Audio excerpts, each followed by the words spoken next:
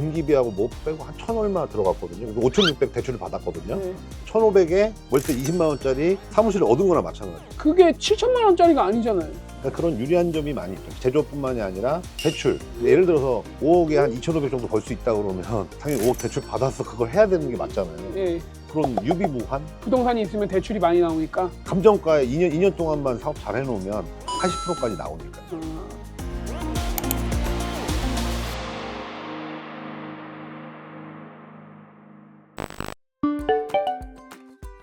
거기가 서울대 병원인가 뭐 들어오려다가 실패하는 바람에 경매가 무대기로 쏟아져 나와요. 그 주변이. 예. 저희는 이제 비상주를 받을 수 있는 공간이 생기니까 감정가가 2억 7천인데 4차 경매 뭐 5차까지 또 1회 유찰될 때마다 막 20% 뭐 이렇게 빠지는 게 있거든요. 6,500부터 시작이에요. 2억 7천짜리가. 많으니까 기본금만 내보자. 6,500이니까 10%만 입찰 보증금이거든요. 첫 번째 거는 저희가 안 됐어요. 근데 두 번째 거 할 때 내가 책임진다 해가지고 둘 다 낙찰. 저밖에 홀로.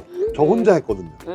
사업하는 사람이 경매랑 상관없는 사업을 해도 부동산 경매를 해야 되는 이유가 있어요? PD님의 사무실도 필요하실 거죠. 네, 그렇죠. 사무실 쓰고. 네. 근데 사무실을 만약에 임대하려고 생각해보세요. 나갈 돈이 많죠. 네. 그러니까 7천에 낙찰을 받았잖아요. 네. 80%까지 대출 나왔으니까 등기비하고 뭐 빼고 한 1,000 얼마 들어갔거든요. 5,600 대출을 받았거든요. 네. 20만 원 나가거든요. 1,500에 월세 20만 원짜리 사무실을 얻은 거나 마찬가지예요. 그게 7천만 원짜리가 아니잖아요. 감정가는 2억 7천. 감정가는 2억 7천인데 7천에 받았으니까 7천에 받았는데 5,600이 대출이니까 내 돈은 1,000 얼마밖에 안 들어갔고. 1,500에 20만 원짜리 그 사무실을 쓰는 거네? 그렇죠. 그런 거를 잘 찾아서 하면 당연히 이득이니까 그렇죠. 경매를 안 할 이유가 없어요. 그래서 저는 어떻게 보면 구매대행 열심히 하실 분들한테는 추천하거든요. 온라인 셀링. 사업하는 사람은 그쵸. 하는 게 좋다. 그렇죠. 손해날 게 없다. 근데 잘 찾으면 된다. 부동산 경매랑 지금 하시는 사업이랑 연결이 많이 되니까 훨씬 이득이시네, 사장님. 근데 비상주 사업을 하시니까 뭐 유리한 건 있는데 비상주 안 하는 분들이 더 많잖아요, 사실 사업이랑. 사업하시는 분들한테 경매를 아까 추천해 주신 이유가 월세 절약도 있는데 그거 말고 경매를 꼭 해야 되는 이유 몇 가지를 얘기해 준다면은. 정부 지원금이 제조업 쪽에 많이 나오거든요. 경매를 잘 받게 돼서 일용 근린 생활 시설을 따면 제조업도 할 수 있어요. 근데 공장이라고 그러면 말 그대로 공장? 그걸 내가 뭐 돈 주고 사야 돼, 뭐 해야 돼. 막. 거기 시설만 있으면 돼요. 허가만 받으면 돼요. 그리고 그런 제조업이 정부 지원금이 또 많이 나와요. 그러니까 그런 유리한 점이 많이 있죠. 내가 뭐 사업할 수 있는 건 제조업도 할 수 있고. 내 마음대로 건물을 좀 바꿀 수 있으니까. 네, 제조업뿐만이 아니라 대출. 예를 들어서 5억에 한 2,500 정도 벌 수 있다 그러면 당연히 5억 대출 받아서 그걸 해야 되는 게 맞잖아요. 네. 그런 유비무한 부동산이 있으면 대출이 많이 나오니까. 감정가에 2년 동안만 사업 잘 해놓으면 80%까지 나오니까. 감정가에. 경매 가격은 그거보다 훨씬 적으니까.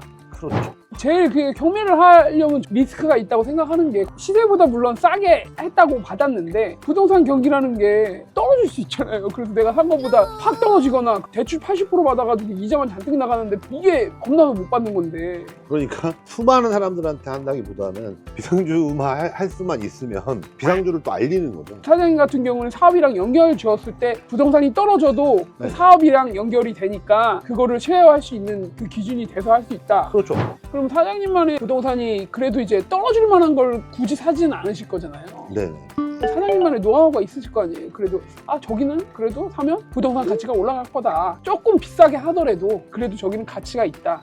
사업이랑 전혀 연결 안 짓더라도 그런 노하우가 좀 있으세요? 유동인구죠. 개발 가능성이 있는 곳. 사람이 많이 몰릴 수 있는 곳. 개발 호재가 있어도 시흥 100곳 그 지점도 서울대병원이 들어오기로 했다가 지금 잘 안 되는 바람에 유지가 안 되니까 2억 7천에 들어갔다가 뭐 경매로 나온 거잖아요. 이 정도면 충분히 내가 활용 가치가 있겠다 싶어가지고. 부동산은 가치가 결국에는 오를 것이다라는 어떤 그 생각이 있으시네. 그죠? 경매로 따졌을 때 감정가의 반 정도라고 하면 웬만하면 괜찮을 것 같다. 사장님 생각에. 3회 유찰에서 4회 유찰 정도 된 물건은 근데 물론 잘 봐야 돼요. 왜 그러냐면 관리비를 엄청나게 안 냈을 수도 있어요. 뭐 그런 법률 지식, 법률 지식. 임차권이 있어. 누군가가 그러면 이제 1순위, 2순위, 3순위가 있거든요. 그러니까 뭐 거기 임차인이 보증금 내고 들어가 있다 그럼 그 사람들 명도해야 되거든요. 결국에는 부동산이 올라갈 거니까 버티면서 그 안에서 사업을 영위해서 유지만 시켜도 결국엔 자산은 올라간다. 네, 맞습니다. 그런 개념이라서 경매는 하는 게 좋다. 부동산 경매는. 조금 발품 많이 팔아야죠. 발품. 실질적으로 직접 가봤거든요. 그 주변 환경이 어떤지 다 보고 이 정도는 내가 분명히 소화할 수 있겠다 싶어서 이렇게 경매에 도전을 하게 된 거였죠. 결국에는 근데 최소한의 노력을 해야 되고 네네. 정보도 알아봐야 되고 직접 발로 뛰어가야 되고 어쨌든 추천은 한다 부동산 경매를. 그러니까 절실하면 뭐든지 다 이루어지는데 무인 자판을 해도 되고 비상주가 아니더라도 오피스텔 그래도 다 꽉 차 있으니까 빨래방을 한다든지 유지만 되게 어쨌든 이자 갖고 이런 게 막 막히지만 않게 거기서 영위할 수 있는 거를 계속 만들어내기만 하면 시간이 지나면은 어떤 사람이 이 돈 정도 벌 수 있다 그러면 내가 투자 가치가 있다고 사는 것처럼 일단 제가 필요에 의해서 사는 게 제일 중요하고 투자자보다는 실수요자, 내가 어떤 실수요를 여기서 할 수 있는가. 투자자는 실수요자를 이길 수 없다고 부동산 명언인데 내가 실제로 필요한 게 뭔지 알고 낙찰 받고 그다음에 열심히 하다 보면 부동산 가치는 올라갈 수밖에 없다. 그 부동산에서 어떤 사업을 영위해서 그 사업이 어느 정도 잘 되게 만들면 부동산 가치까지 오르니까 예. 그걸 얘기하신 거네요. 단순히 그냥 버티는 게 아니네 그거는. 네네. 또 이제 이거 보시는 분들이 또 경매 궁금하면은 또 그거에 상담도 좀 해주시고 짧은 지식으로 네. 해드릴 수 있는 부분만 제 상황에서 맞게는 뭐 상담 드릴 수는 있겠습니다. 네. 감사합니다. 감정가가 5억 4천인데 근데 임차인이 이미 맞춰져 있어요. 3천에 300. 아무튼 더 버는 건 기정사실인 거잖아요. 그리고 부동산 투자니까 기대치도 있고. 낙찰 받기 전에 임장이라고 그래가지고 주소지에 어떤 하자가 있는지 없는지 투자할 만한 가치가 있는지 없는지는 한번 보고 왔고요. 지금 뭐 열쇠도 안 열리는 걸로 알고 있는데 가서 이제 관리실에서 좀 흐름도 알아야 되고